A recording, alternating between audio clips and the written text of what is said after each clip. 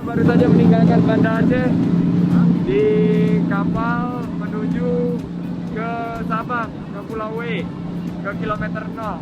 Kita melihat potensi luar biasa, keindahan alam provinsi yang paling barat di Indonesia, dan kita harapkan akan bangkit segera ekonomi dan pulih segera pariwisata.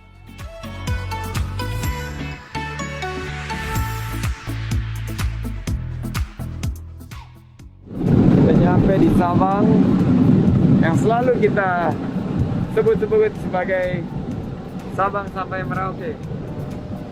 Inilah titiknya.